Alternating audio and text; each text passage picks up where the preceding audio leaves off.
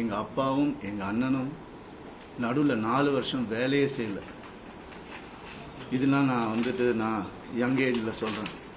Every day காலைல எழுந்துச்சு நான் ஷூட்டிங் போயிருக்கேன் என் குடும்பத்தை காப்பாத்துறதுக்காக. என் குடும்பம் தான் எனக்கு எல்லாமே. அவங்கள ஏதாவது சொன்னாலோ சீண்டனும் நினைச்சாலோ நான் சும்மா இருக்க மாட்டேன். இனிமேல் என்ன நினைச்சிட்டு இருக்காங்க? சும்மா இருந்துருவான், குவைட்டா இருந்துருவான், அவன் எல்லாம் பண்ணிக்கலாம் நினைக்கிறாங்களா? சொல்லட்டுமா என் நியாயத்தை? இத்தனை நாள் நான் பேசாம இருந்தது என்னோட தப்பு. சரி விட்டுருங்க, போட்டோம், பார்க்கலாம். பொம்பளை இது அது என்னங்க பொம்பளை? என்ன ஆம்பளை பொம்பளை? என்ன ஃபெமினிசம்? ஃபெமினிசம் என்னன்னு தெரியுமா யாருக்காவது?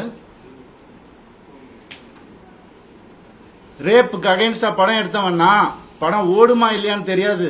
இதை எப்படி எடுக்கணும்னு யாருக்கும் தெரியாது. கண்டிப்பா தேவைன்னு சொல்லி அந்த படத்தை நான் எடுத்தேன். கஷ்டப்பட்டு பண்ணது நான். பெண்களுக்கு உரிமை இருக்கணும்னு சொன்னது நான் என் படங்கள்ல. என்ன சொல்றீங்களா பெண்களை பத்தி தெரியாதுன்னு? எனக்கு எங்க அம்மா என்ன அப்படி வளர்க்கல. பேராண்மை படத்துல நான் சொன்ன டயலாக் எல்லாருக்கும் இன்னைக்கு வரைக்கும் சொல்லிட்டு இருக்காங்க.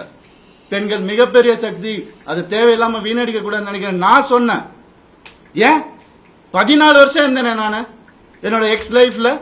அப்பெல்லாம் சொல்லி அவர் கடவுள், அவர் திட்டினதே கிடையாது. நான் தான் திட்டுவேன். எல்லா இன்டர்வியூ இருக்கு, எல்லா எவிடன்ஸும் வருது, நிறைய இருக்கு.